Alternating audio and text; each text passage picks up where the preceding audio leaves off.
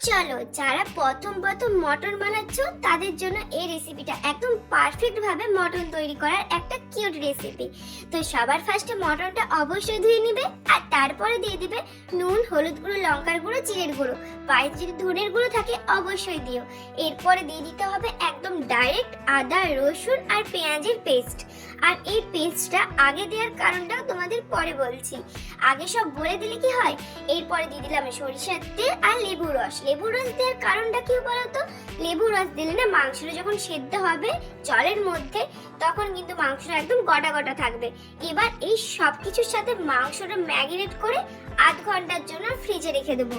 আর এই ম্যারিনেট করার ফলে মাংসের যে টেস্ট আসবে না, তোমরা যারা একবারও খাওনি তারা একবার এরকম করে বাড়িতে করে খেয়ে দেখো, টাইমটাও কম লাগবে আর টেস্টটাও ব্যাপক আসবে। আর মাংসটা দেখছো ম্যারিনেট করার পর কত সুন্দর দেখতে লাগছে। তো এবার আর কি মাংসটা ঢাকা দিয়ে রেখে দিই। চলো তার আগে আলু আর পেঁপেটা ভেজে নিই।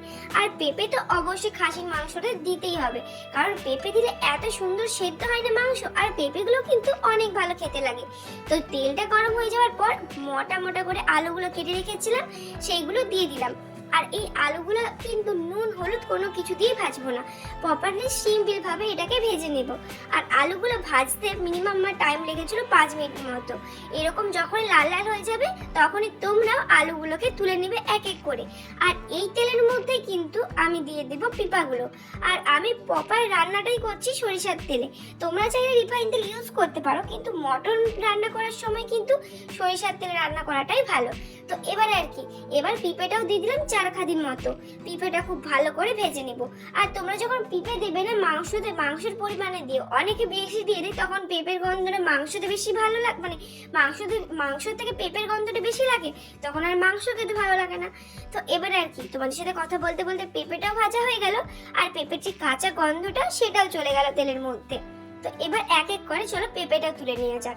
আর এই তেলের মধ্যেই না পেঁপেগুলো তোলার পর আর এই তেলের মধ্যে দিয়ে দেবো বেশ খানিকটা চিনি। 1 চামচের মতো চিনি দিয়েছি। এই চিনি দেওয়ার কারণে কি ভাবছো মাংসটা মিষ্টি হবে? একদমই না। এই চিনি দেওয়ার কারণে মাংস হওয়ার পরে এত সুন্দর একটা মিষ্টি কালার আসবে না। তো দেখো যতক্ষণ না চিনিটা তেলের মধ্যে গুলছে ততক্ষণ ওয়েট করবে। যখনই চিনিটা তেলের মধ্যে গুলে যাবে তখন নিয়ে দিবে তেজপাতা আর হাতের সামনে যত গোটা গরম মশলা থাকবে। এবার এই গোটা গরম মশলাগুলো তেলের সাথে ভাজা হবে যতক্ষণ, ঠিক ততক্ষণ ভাজবে। তারপরে দিয়ে দিবে পেঁয়াজ আর কাঁচা লঙ্কা। আর পেঁয়াজ আর কাঁচা লঙ্কাটা ভাজবো মিনিমাম 2 থেকে 3 মিনিট হাই ফ্লেমে, ঠিক ততক্ষণ যতক্ষণ না পেঁয়াজটা খুব ভালো করে বাদামি বাদামি হয়ে আসছে। আর দেখছো এখনই চিনিটা দেওয়ার জন্য পেঁয়াজটা কি দারুণ কালার আসছে না। আর পেঁয়াজটা কিন্তু মিনিমাম 2 থেকে 3 মিনিট ভাজা হয়ে গেছে। এবার এর মধ্যে দিয়ে দিব টমেটো। অনেকে না মটন রান্নাতে টমেটো ইউজ করে না, কিন্তু আমাদের আবার একটু টক টক না হলে মাংসই খেতে ভালো লাগে না। তো এবার আর কি পেঁয়াজটা দেওয়ার পরে দিয়ে দিলাম টমেটোর কুচিগুলো। আর টমেটো কুচিগুলো দেওয়ার পরে একটু নুন দিয়ে দেবো, সরি আমার একটু বলাতে ভুল হয়ে যাচ্ছে। আর তোমরা যখনই না মশলা কষাবে টমেটো দেওয়ার পরে একটু নুন দিয়ে দিবে, এটা আমার মায়ের দেখে শিখা। নুন দিয়ে দিলে না অনেক তাড়াতাড়ি মানে টমেটোটা গলে যায়। আর খুব ভালো করে পেঁয়াজ আর টমেটোটা ভাজা হয়ে গেছে, এখন ম্যারিনেট করা মাংসটা দিয়ে দেবো। এবার তোমরা বলবে তো দিদি তুমি তো আদা রসুন পেঁয়াজের পেস্ট কিছু দিলে না। ওই যে আগে দিয়ে দিয়েছিলাম যাতে মাংসটা কষানোর সময় দেরি না হয়।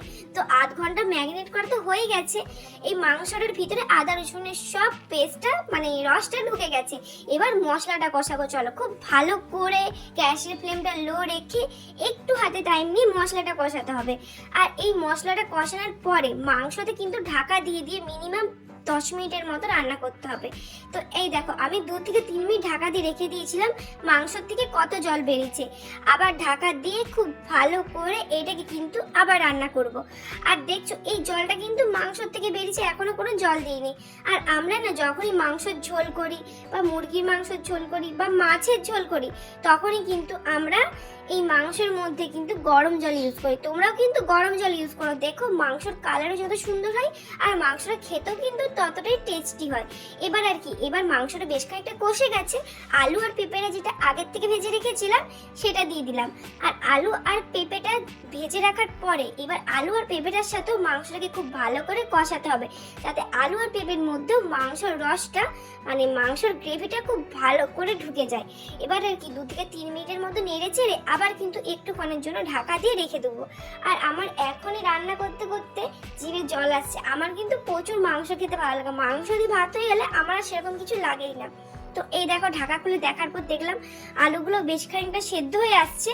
আর সাঁড়াশি ধরে খুব ভালো করে এবার রসিয়ে কষিয়ে রান্না করব। তোমরা কারা কারা এরকম ভাবে সাঁড়াশি দিয়ে ধরে রান্না করো আমাকে কিন্তু জানিও। আমি আবার সাঁড়াশি দিয়ে না ধরে রান্নাই করতে পারি না। তো এবার আর কি খুব ভালো করে মশলা কষা হয়ে গেছে। এবার মাংসটাই জল ইউজ করব, কারণ জল না ইউজ করলে তো খাসির মাংস সেদ্ধই হবে না। আর এটা কিন্তু আমি প্রেসারে দিইনি, একদম কড়াতেই সেদ্ধ করেছি খুব ভালো করে। তো চলো গরম জল দিয়ে দিয়েছি।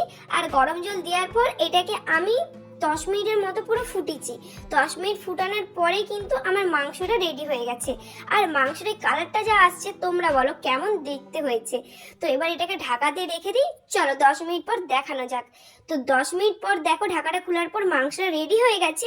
এবার আর কি এরপরে ধনেপাতা ছড়িয়ে দিই। আমি গরম গরম মাংস দিয়ে ভাত খাই। তোমাদের যদি রেসিপিটা ভালো লাগে অবশ্যই চ্যানেলটা সাবস্ক্রাইব করে দাও। আর অবশ্যই জানি আমার ফার্স্ট টাইম মটন রান্না তোমাদের কেমন লাগলো। যদি ভালো লাগে তাহলে অবশ্যই লাইক করে দিও।